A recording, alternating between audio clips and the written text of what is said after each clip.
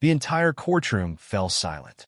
Every eye was on the towering cop, who had just sneered and let out a mocking laugh. "What can you possibly do?" he bellowed, his voice dripping with arrogance as he pointed at the judge sitting high on the bench. "You're just a child playing dress-up."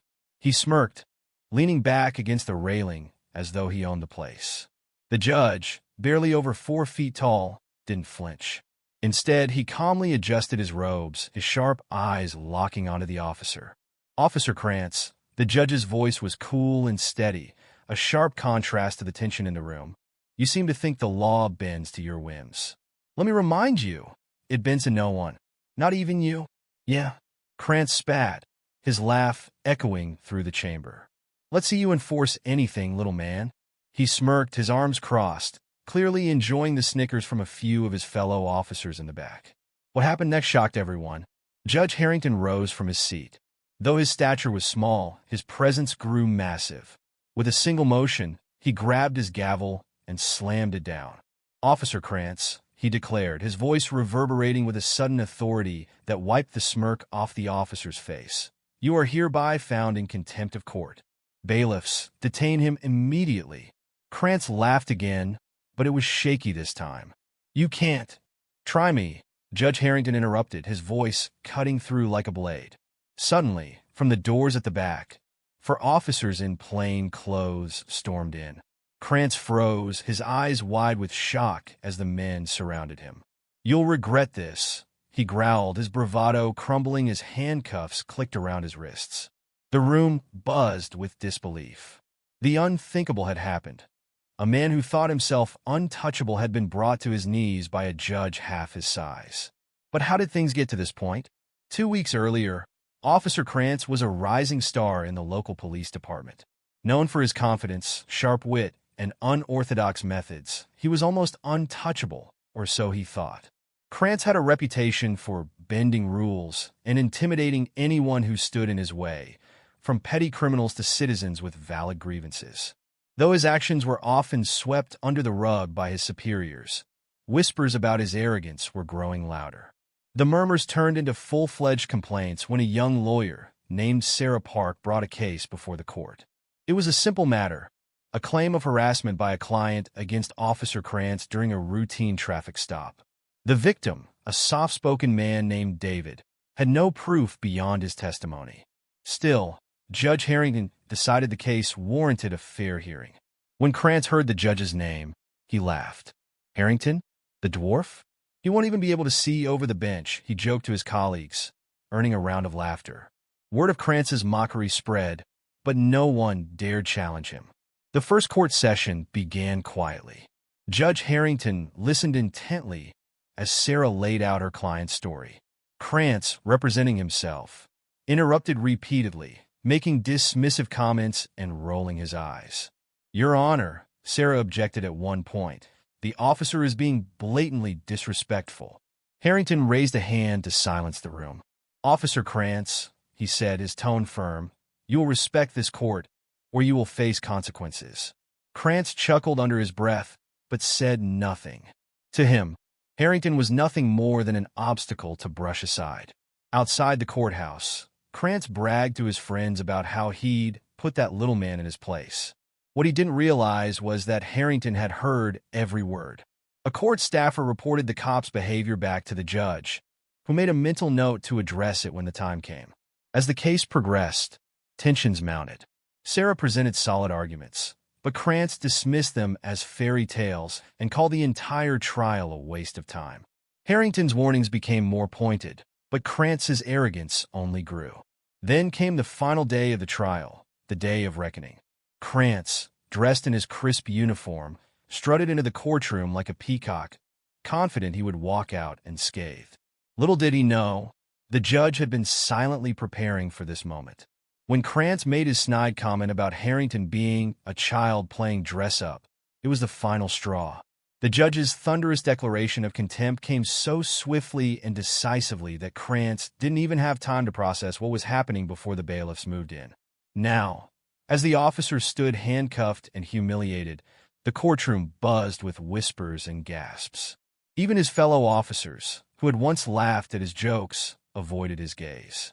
But this was just the beginning. Krantz glared at Judge Harrington as he was led out of the courtroom. "This isn't over," he growled. Harrington remained calm, watching as the officer was escorted away. Then, for the first time all day, he allowed a small smile to break across his face. "No, Officer Krantz," he said softly, almost to himself. "This is just the beginning." The courtroom was still buzzing as Officer Krantz was escorted out. Judge Harrington remained stoic on the bench, but beneath his calm demeanor, he was fully aware of what had just transpired. He had made a bold move, one that might shake the foundation of how things worked in the city. People in power didn't like to be challenged, and Krantz wasn't the type to back down quietly. Harrington knew trouble was coming. He just didn't know how fast it would arrive. That night, Harrington sat in his modest home, sipping tea and reviewing case files. His cat, a gray tabby named Winston, curled up on his lap. The quiet of the evening was interrupted by the faint sound of tires crunching on gravel outside. He looked up, his instincts alert. Through the window, he saw a black SUV idling at the curb.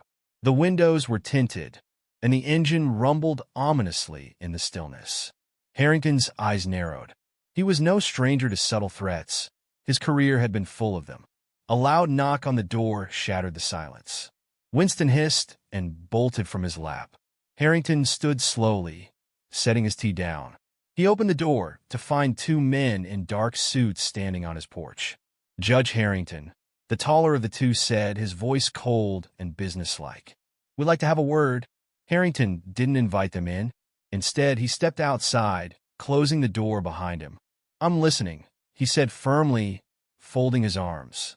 The shorter man, who had a scar running down his cheek, smirked.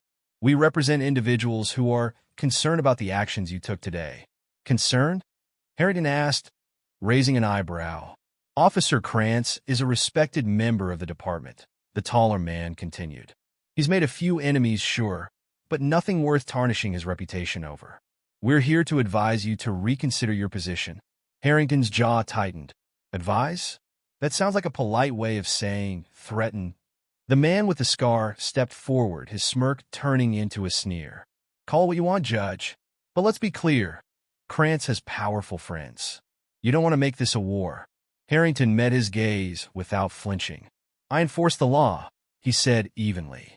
"Not your threats." The scarred man's smirk faltered. He turned to his partner, who sighed heavily. "Very well," the taller man said. "We've delivered the message. The next move is yours." The two men walked back to their SUV and drove off into the night. Harrington stood on the porch for a long time, the cold air biting at his face. He knew this wasn't the last he'd hear from them. The next day, the courthouse was unusually quiet. News of Krantz's arrest had spread quickly, and many wondered what the fallout would be. Some whispered that Harrington was a hero, standing up to a bully. Others feared he had signed his own death warrant by crossing someone so connected. Harrington arrived at his chambers early, determined to maintain business as usual. But as he walked through the halls, he noticed the tension in the air. People avoided eye contact, their conversations stopping abruptly when he passed.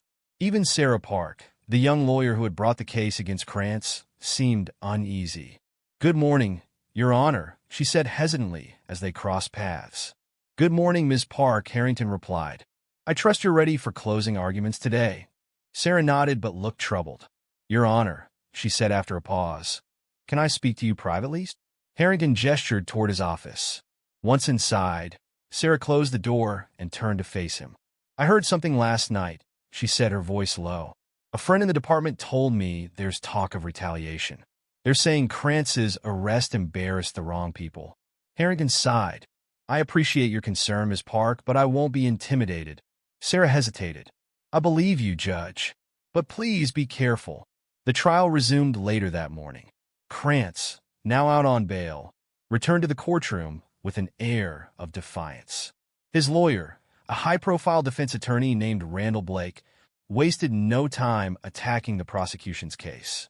He called Sarah's client, David, a liar and questioned the validity of the harassment claim. The tension in the room was palpable, but Harrington remained composed, his sharp eyes monitoring every detail. He allowed both sides to present their arguments without interruption. though his patience was tested when Krantz smirked at Sarah's closing statement. Finally, it was time for Harrington to deliver his verdict. The room fell silent as he began to speak. "This case is not just about one man's actions," Harrington said, his voice steady. "It is about the principle that no one is above the law. Officer Krantz, your behavior during this trial has been disgraceful. Your actions during the incident in question were equally troubling. I find in favor of the plaintiff." Gasps rippled through the courtroom.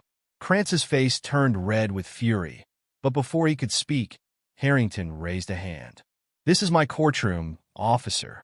You will respect it." Krantz stood abruptly, knocking his chair over. "This isn't over, you little. Sit down."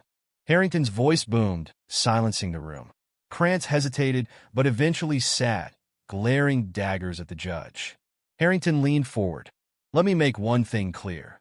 Any attempt to undermine this court or intimidate its officers will be met with the full weight of the law."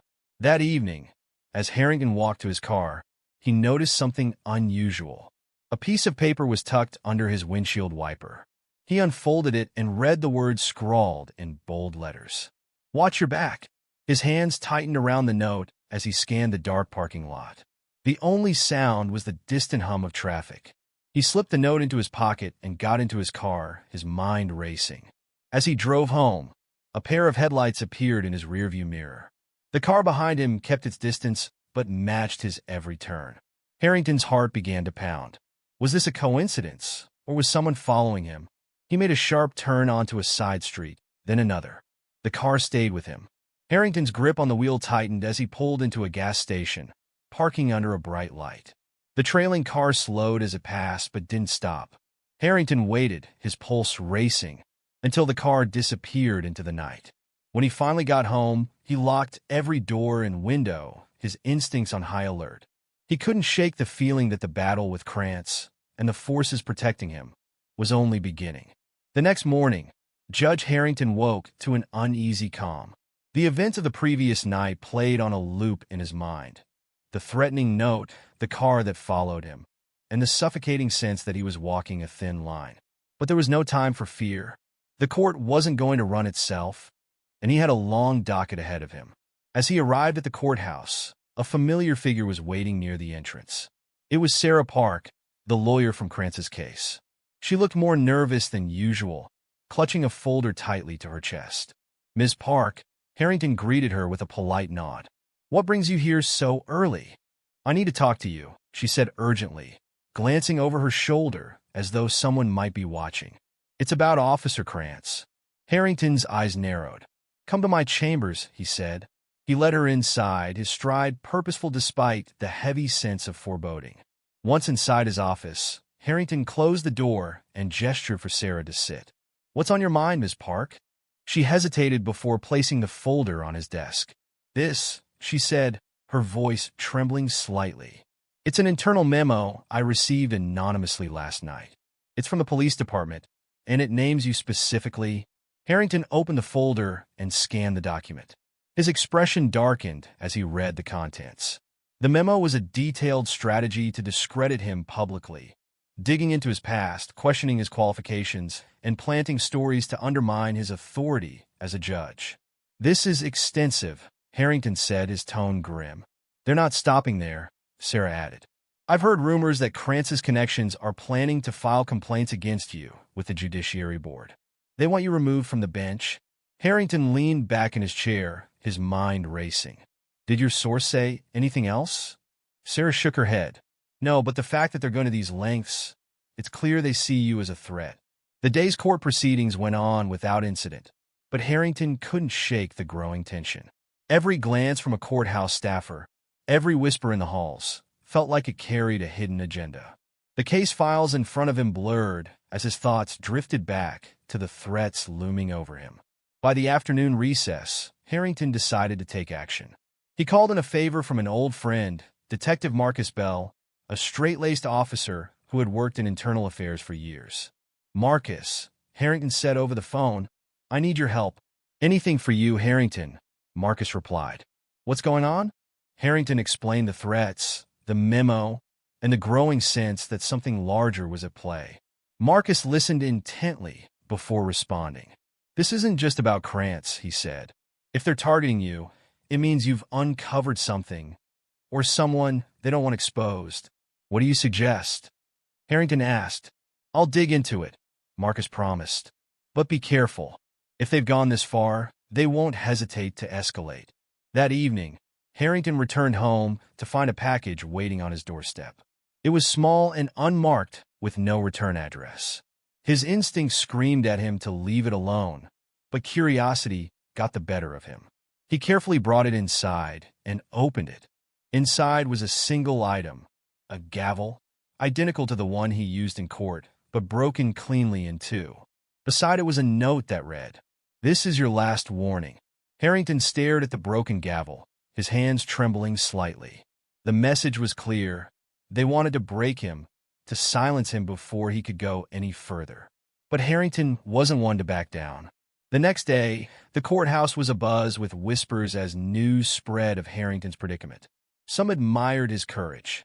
Others doubted he could withstand the mounting pressure. Meanwhile, Krantz's trial continued to cast a shadow over everything. Sarah Park approached Harrington during a brief recess. "Your Honor," she said quietly, "have you considered recusing yourself from the case? It might defuse some of the tension." Harrington shook his head. "If I back down now, it sets a precedent that threats and intimidation can override justice. I won't let that happen." Sarah looked at him with a mix of admiration and concern. "Then you'll need allies," she said. "And I want to help." "Thank you, Ms. Park," Harrington said, his tone sincere. "Your support means more than you know." That night, Harrington met with Detective Marcus Bell at a diner on the outskirts of town.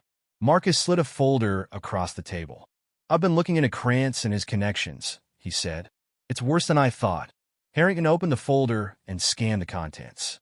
It detailed a network of corruption within the police department, with Krantz at the center. He had ties to local politicians, business owners, and even members of organized crime. "This is a ticking time bomb," Marcus said. "If you push too hard, they'll come at you with everything they've got." "They already are," Harrington replied, thinking of the broken gavel. "But this isn't just about me. It's about the integrity of the law." Marcus nodded. "I'll keep digging, but you need to be careful. They won't hesitate to cross the line." As Harrington drove home, he couldn't shake the weight of what Marcus had uncovered. The stakes were higher than ever, and he was walking a dangerous path. But there was no turning back now. As he pulled into his driveway, his headlights illuminated something unusual. A figure was standing on his porch, waiting for him. Harrington's pulse quickened as he stepped out of the car. The figure stepped into the light. It was Officer Krantz. "What are you doing here?" Harrington demanded, his voice steady despite the adrenaline coursing through him. Krantz smirked, his hands tucked into his pockets. "Just thought I'd pay a visit." "You've made quite the mess, Judge." "Leave," Harrington said firmly. "Now." "Or what?" Krantz sneered, stepping closer. "You're out of your league, Harrington. You think you can take me down? You don't even know what you're up against." Harrington held his ground, his eyes locked on Krantz. "I know enough to bring you to justice." Krantz laughed low and menacing. "Justice? You don't even know the meaning of the word." Before Harrington could respond, Krantz pulled something from his pocket, a small object that gleamed in the porch light. Harrington's heart raced as he realized it was a knife. "Let's see how brave you really are," Krantz said, his voice dripping with menace. The air between Judge Harrington and Officer Krantz grew heavier, crackling with tension. The knife in Krantz's hand glinted ominously under the porch light. Harrington stood his ground, his heart pounding in his chest, but his expression betraying no fear. "I don't scare easily," Harrington said, his voice calm but firm. "But this? It's desperation. You've already lost." Krantz smirked, the blade steady in his hand. "You think this is over, little man? I've been in tighter spots than this. You don't know who you're messing with." Harrington didn't flinch. "Put the knife down, Krantz. You're only making things worse for yourself."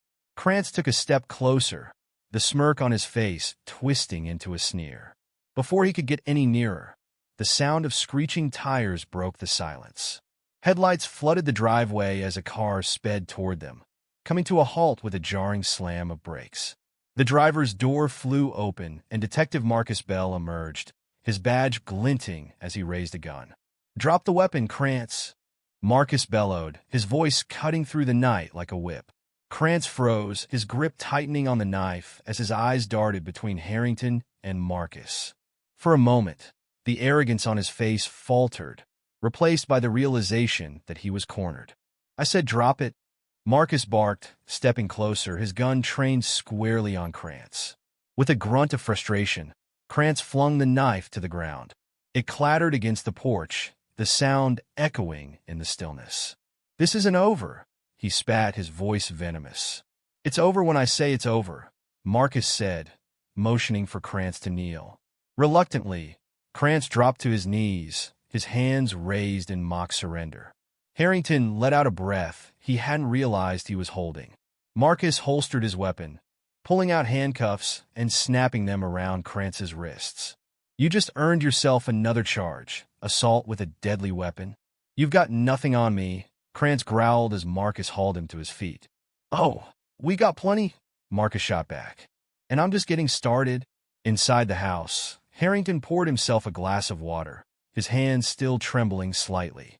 Marcus sat across from him, Krantz now safely locked in the back of the detective's car. "You all right?" Marcus asked, his tone laced with concern. "I'm fine," Harrington replied, though his voice betrayed his exhaustion. "This is escalating faster than I anticipated." Marcus nodded. "Krantz is reckless, but he's also dangerous. He's not working alone, Harrington. Whoever's backing him won't stop here." Harrington sipped his water, his mind racing. "What do we do?" "We fight back," Marcus said firmly. "But we do it smart. Krantz is their enforcer, but there's a bigger fish behind him. We need to expose the whole operation." Harrington leaned back in his chair, his resolve hardening. "Then let's bring them down." The next morning, the courthouse was a whirlwind of activity. News of Krantz's late-night arrest spread quickly, fueling speculation and rumors. Sarah Park arrived early, her face a mixture of relief and worry. "I heard what happened," she said to Harrington as they walked toward his chambers. "Are you all right?" "I'm fine, Miss Park," Harrington assured her. "But things are about to get a lot more complicated." "What's the plan?" she asked, her determination evident. "Detective Bell and I are working on uncovering the network behind Krantz," Harrington explained. "But it's going to take time, and we'll face resistance every step of the way." Sarah nodded. "You're not alone in this, Your Honor.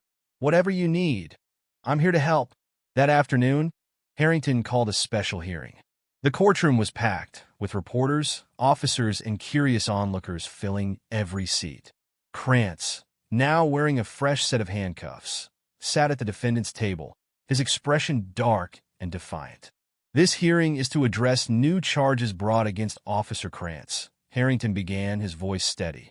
"Assault with a deadly weapon, obstruction of justice, and contempt of court." The room buzzed with whispers, but Harrington continued unfazed. "These charges are serious and will be pursued to the fullest extent of the law. Let this serve as a reminder. No one is above accountability." Krantz leaned back in his chair, his smirk returning. "Enjoy while it lasts, Judge," he said loudly, his voice dripping with mockery. "You'll slip up, and when you do, I'll be there to watch you fall." Harrington met his gaze without flinching. "Your threats mean nothing to me, Officer Krantz. You'll answer to the law, just like anyone else." The gavel slammed down, signaling the end of the hearing. But as Harrington rose from his seat, he couldn't shake the feeling that Krantz's words were more than empty bravado. That night, Harrington's house was eerily quiet. He sat in his study, poring over files and trying to piece together the connections Marcus had uncovered. The weight of the situation pressed down on him, but he refused to waver. Suddenly, the sound of shattering glass broke the silence. Harrington jumped to his feet, his heart racing. He grabbed a flashlight and cautiously moved toward the source of the noise. In the kitchen, a rock lay on the floor amidst the shards of a broken window. Attached to it was a note. Harrington picked it up, his pulse quickening as he read the words. "You were warned." Before he could react, the distant roar of an engine caught his attention. He ran to the front door, but by the time he stepped outside, all he saw were taillights disappearing into the darkness. The shattered glass crunched under Harrington's feet as he stood in his kitchen, the threatening note in one hand and the flashlight trembling slightly in the other. The words, "You were warned," seemed to echo in his mind, louder than the silence that now enveloped his home. He stepped back from the broken window, his instincts kicking in. Whoever had thrown the rock wasn't trying to be subtle. This wasn't just a threat, it was a message that his actions were being watched closely, and his opponents were growing bolder. Harrington pulled out his phone and called Detective Marcus Bell. The line clicked after 2 rings. "Marcus," Harrington said, trying to keep his voice steady.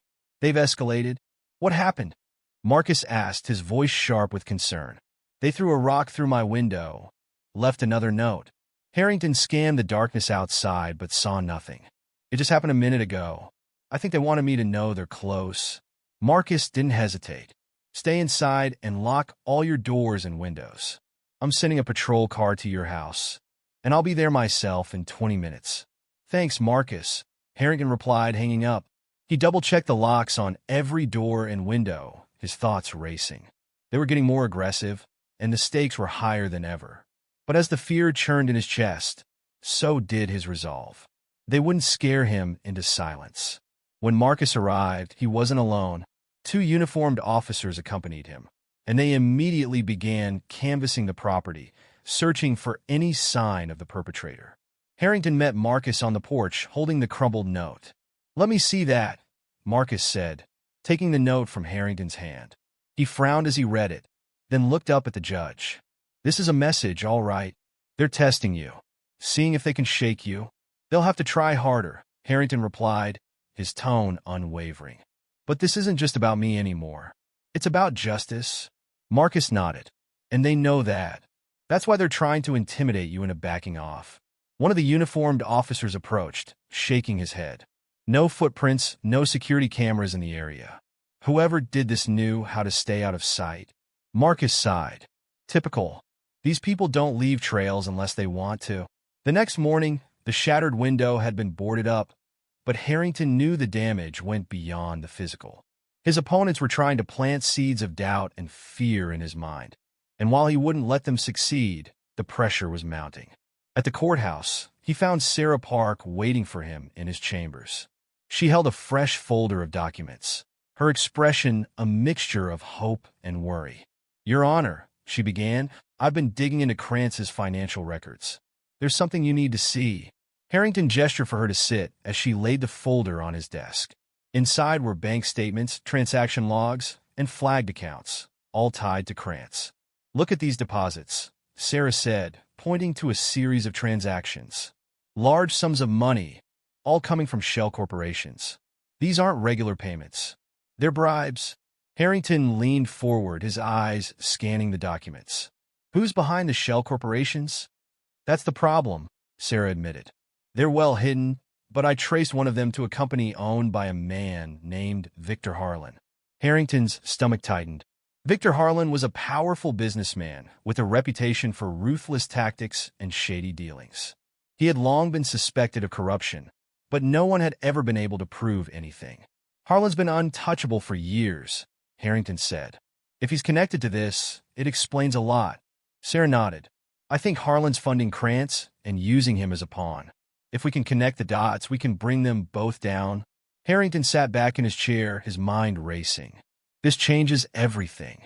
We need more evidence, but if we play this right, we could expose an entire network of corruption."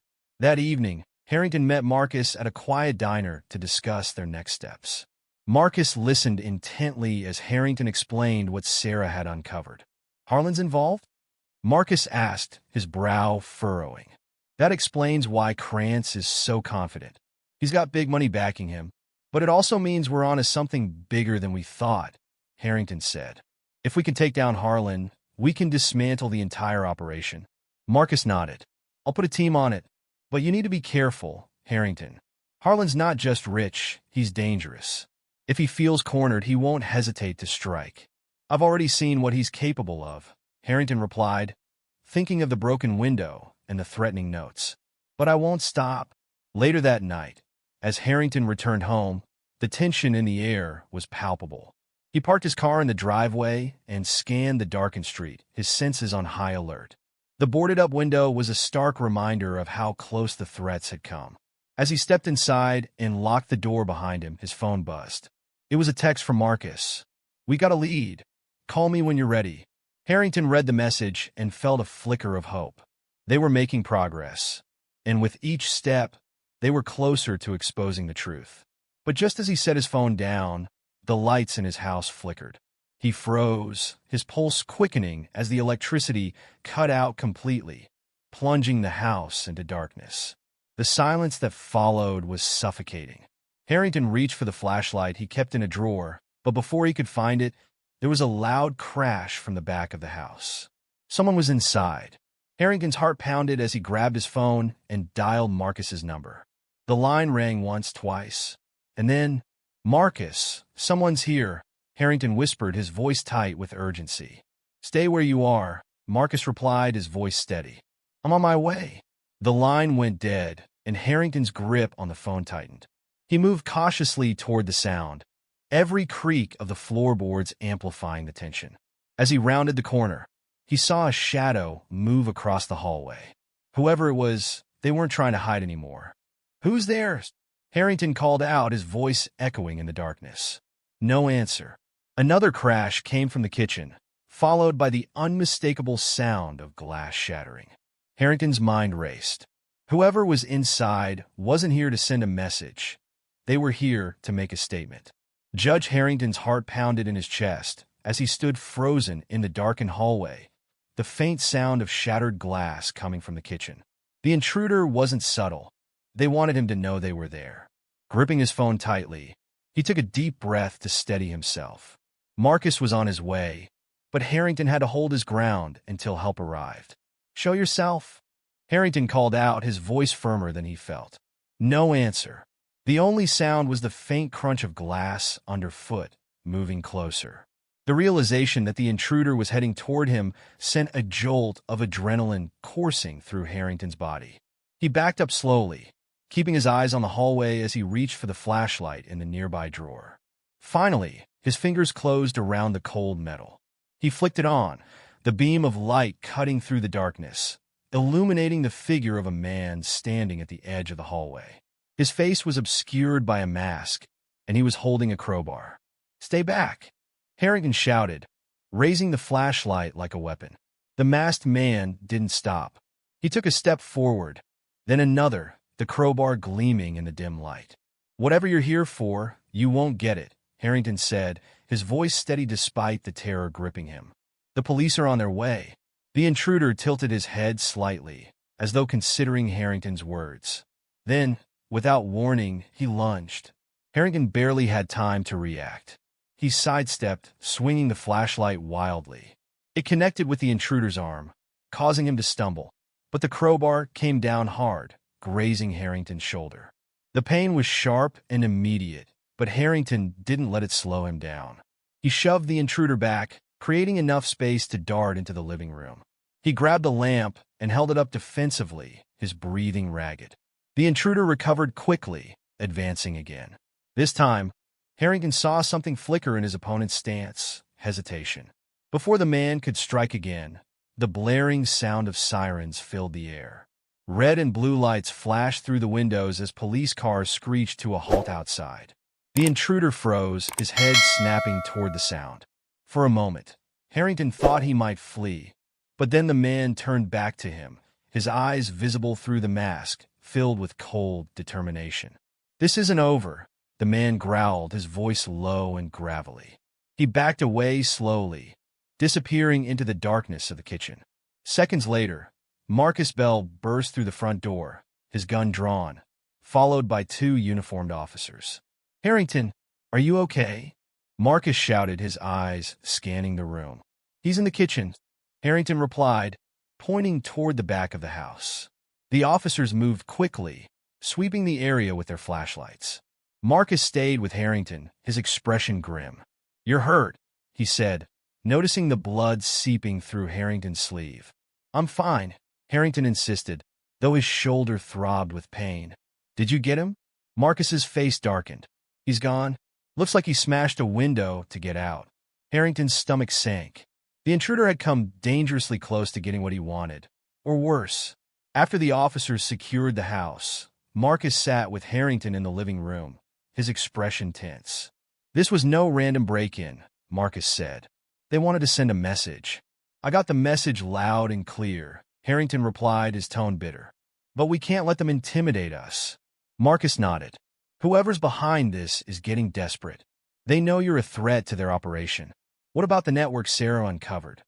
Harrington asked. Have you made any progress on that? We're piecing it together, Marcus said. But Harlan's got layers of protection. It's going to take time to connect all the dots.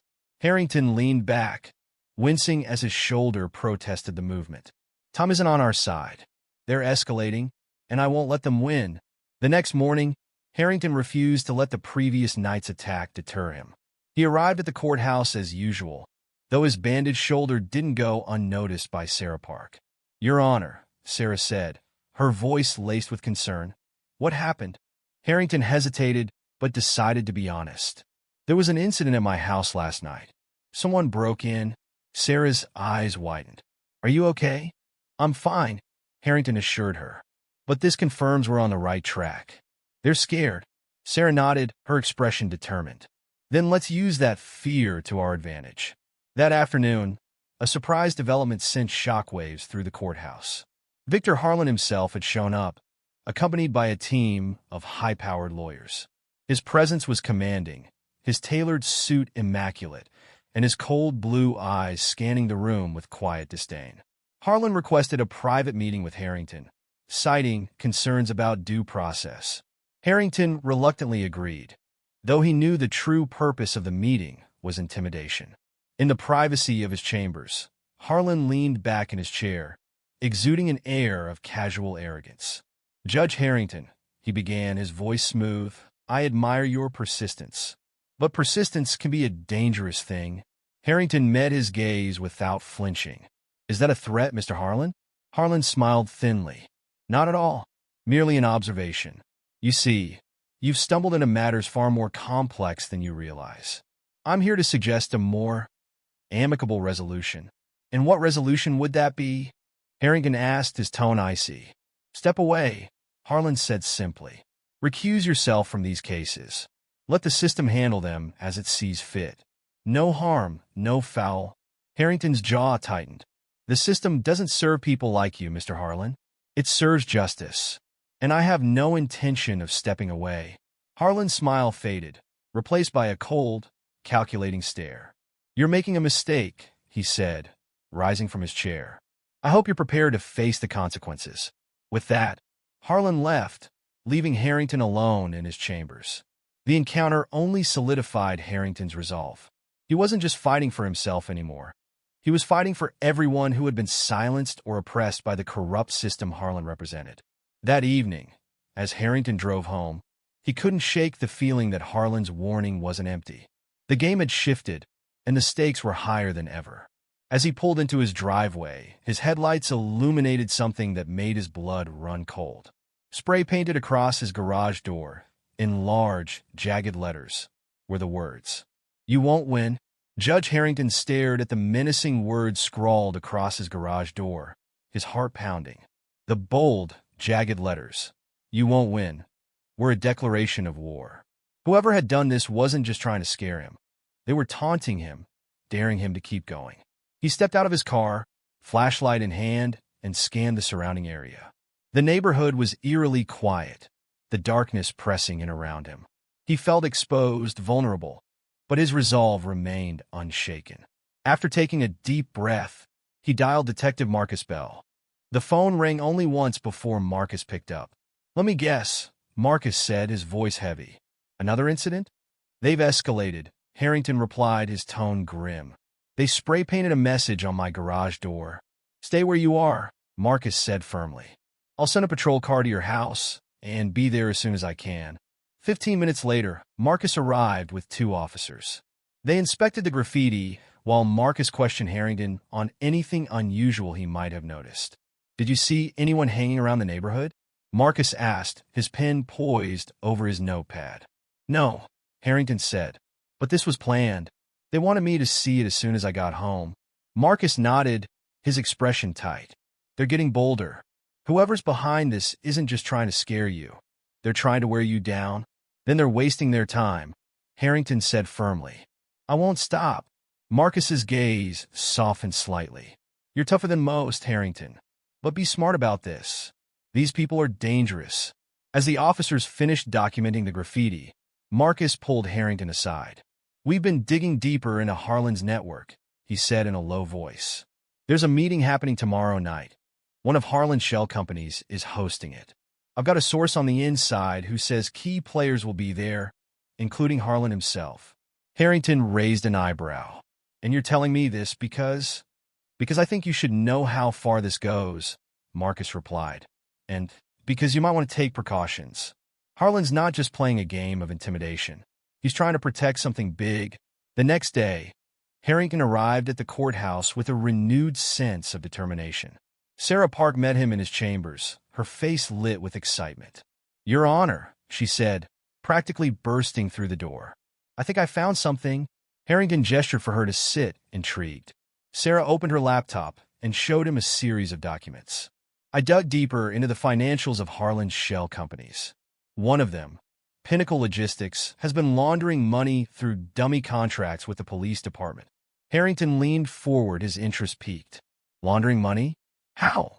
They're creating fake invoices for equipment purchases that never happen, Sarah explained. The money gets funneled into offshore accounts. And guess who approved most of these transactions? Krantz, Harrington guessed.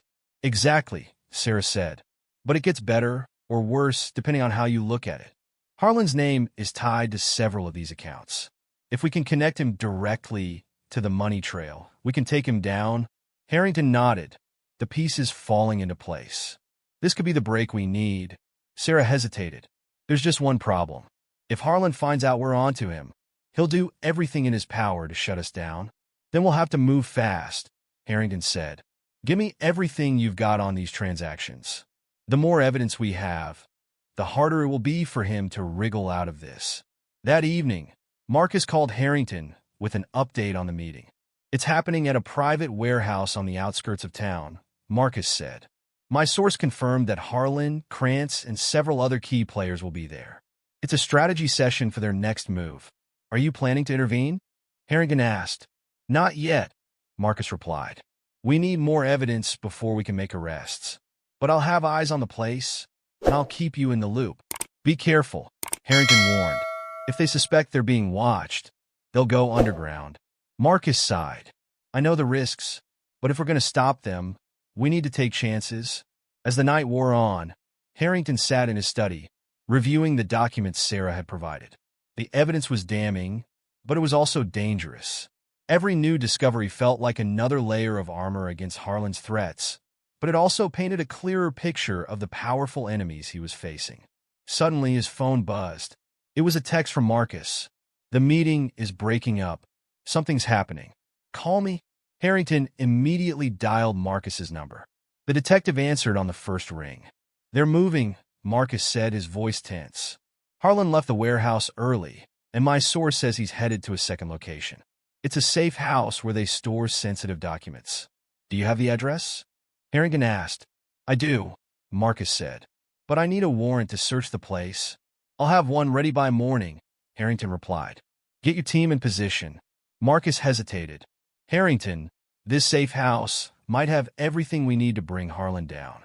But if he finds out we've been there, then we'll be ready, Harrington said, his voice steady. We can't let fear stop us now. The following morning, Harrington signed the warrant, giving Marcus and his team the green light to raid the safe house. As Marcus coordinated the operation, Harrington focused on preparing for the inevitable backlash. But just as he was about to leave for the courthouse, his phone buzzed again. This time, it was a blocked number. He answered cautiously. Hello. A deep, unfamiliar voice came through the line. You're digging too deep, Judge. Stop now, or you'll regret it. Harrington's grip on the phone tightened. Who is this? The line went dead. As he stood there, his pulse racing, a chill ran down his spine. The threats were no longer just words. They were promises. Later that day, as Harrington sat in court, His phone vibrated with a message from Marcus. "We're in. Found something big. Calling soon." Relief washed over him. They were making progress, and the walls around Harlan and his network were beginning to close in. But as Harrington adjourned for the day and prepared to leave the courthouse, a loud explosion rocked the parking lot. The shockwave shattered nearby windows, and chaos erupted as people screamed and scrambled for cover. Harrington rushed outside, his heart sinking as he saw the plume of black smoke rising from the spot where his car had been parked. The explosion had rocked the entire courthouse, and the chaos in the parking lot was overwhelming. Smoke billowed into the sky as flames licked the remnants of Harrington's car. The acrid smell of burning rubber and metal filled the air, and the sound of panicked voices reverberated around him. Harrington stood frozen for a moment, his mind racing. This wasn't just a warning, it was an all-out attack. The people he was up against weren't holding back anymore. They were sending a clear message. They would go to any lengths to stop him. Detective Marcus Bell arrived on the scene moments later, his face grim as he pushed through the gathering crowd to reach Harrington. "Are you okay?" Marcus asked, gripping Harrington's shoulder. "I'm fine," Harrington replied, though his voice wavered slightly. "But they're escalating fast." Marcus nodded, his expression hard. "This wasn't just a scare tactic. This was an attempt to take you out." As firefighters doused the flames and police officers secured the scene, Marcus led Harrington to a nearby squad car, away from the commotion. "We're going to find out who did this," Marcus said, his voice steady but laced with urgency. "But for now, we need to get you somewhere safe." "I'm not running," Harrington said firmly. "If I back down now, they win." "This isn't about running," Marcus replied. "I'm sending a team out there tonight," Marcus told Harrington. "If he's there, we'll bring him in." "I'm coming with you," Harrington said, his tone leaving no room for argument. Marcus shook his head. "No way. It's too dangerous. I have to see this through," Harrington insisted. "This isn't just about Harlan. It's about showing everyone that the law applies to people like him."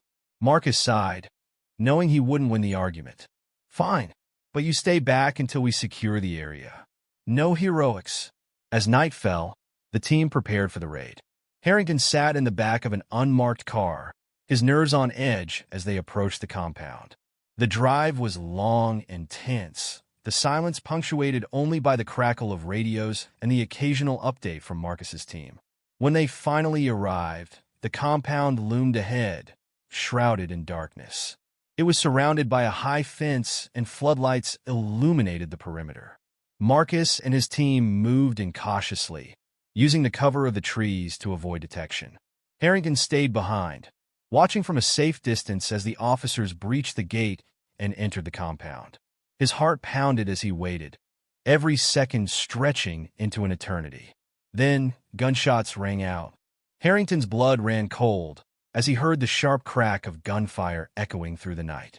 He grabbed the radio from the dashboard and called out, "Marcus, what's happening?" There was a burst of static, followed by Marcus's voice. "We've got resistance, armed guards. Stay put, Harrington." Harrington clenched his fists, helpless as the chaos unfolded. He could hear the shouts of officers and the sound of more gunfire, each shot tightening the knot of anxiety in his chest. After what felt like an eternity, Marcus's voice came through again. "Compound's clear. No sign of Harlan." Harrington exhaled shakily. "What do you mean, no sign of him?" "He was here," Marcus replied. "We found evidence, documents, personal effects, but he's gone." Harrington slumped back in his seat, the weight of the moment pressing down on him. Harlan had slipped through their fingers again, but the discovery of his belongings meant they were closing in. As the team regrouped, Marcus approached Harrington, his expression grim. "We found something else," he said, handing Harrington a small envelope. Harrington opened it carefully. Inside was a single piece of paper with the words, "You're running out of time." Harrington stared at the note, his mind racing. Harlan wasn't just evading capture. He was toying with them, staying one step ahead while continuing to assert his dominance. "This isn't over," Harrington said, his voice steady despite the turmoil inside him. "We'll find him." Marcus nodded, but his expression remained tense. "We're close, Harrington, but the closer we get, the more dangerous this becomes." That night, Harrington couldn't sleep. The weight of the day's events pressed heavily on him. But beneath the exhaustion, a spark of determination burned brighter than ever. Harlan might be elusive, but he wasn't invincible. They were closing in, and Harrington was prepared to see this fight through to the end, no matter the cost. The days that followed the failed raid were a whirlwind of activity. Victor Harlan remained elusive, but the walls around him were crumbling. The evidence from the compound revealed the full extent of his operations. Offshore accounts, bribes, and a detailed blueprint of his network. Marcus's team worked tirelessly to piece everything together, and the public was demanding answers as more names surfaced in the scandal.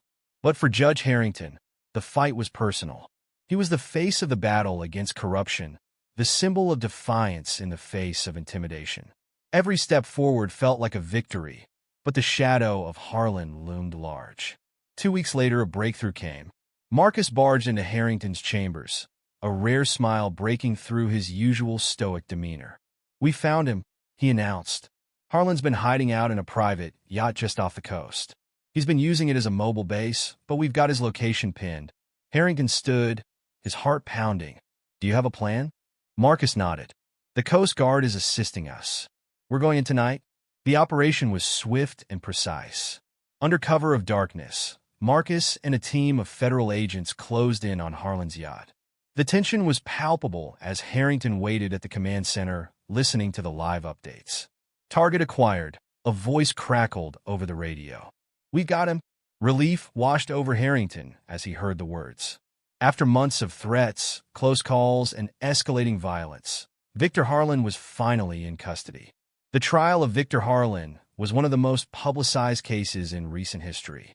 The courtroom was packed with journalists, activists, and spectators eager to see justice served. Harrington presided over the case, his calm demeanor unshaken by the magnitude of the moment. Harlan sat at the defense table, his usual arrogance replaced by a quiet intensity. He still held himself like a man in control, but the mountain of evidence against him told a different story. The prosecution, led by Sarah Park, delivered a masterful case. She laid out the intricate web of corruption Harlan had built, connecting every dot with precision. Witnesses testified, financial records were presented, and the story of Harlan's empire unfolded before the court. Harlan's defense team fought hard, but the truth was undeniable. When the verdict was read, the courtroom was silent. "Victor Harlan, the jury finds you guilty on all charges." The gavel struck, and the silence was broken by a wave of applause. Harlan's face remained emotionless, but Harrington saw the faintest flicker of defeat in his eyes. For the first time, the man who had considered himself untouchable was facing the consequences of his actions. In the weeks that followed, Harrington became a symbol of integrity and resilience. His fight against Harlan's network inspired others to come forward, leading to further arrests and reforms across the city. The corruption that had plagued the system for years was being dismantled piece by piece. But Harrington wasn't interested in accolades. For him, the victory wasn't about fame or recognition. It was about proving that no one, no matter how powerful, was above the law. One evening, as Harrington sat in his study, Sarah Park stopped by to deliver the final report on the case. "It's over," she said with a smile. "Harlan's been sentenced to life without parole. His empire is gone." Harrington nodded, a sense of quiet satisfaction settling over him. "Justice has a way of catching up to everyone," he said, "no matter how long it takes." Sarah looked at him thoughtfully. "You could have walked away at any point. Most people would have. Why didn't you?" Harrington considered the question, then smiled. "Because it wasn't just about me. It was about the principle that the law is bigger than any one person. And it's a principle worth fighting for." As Sarah left, Harrington leaned back in his chair, his gaze falling on the gavel resting on his desk. It was a symbol of authority, but also a reminder of responsibility. A responsibility he had carried through every challenge, every threat, and every moment of doubt. The fight had been long and hard, but it had been worth it. Justice had prevailed. And for Harrington, that was enough.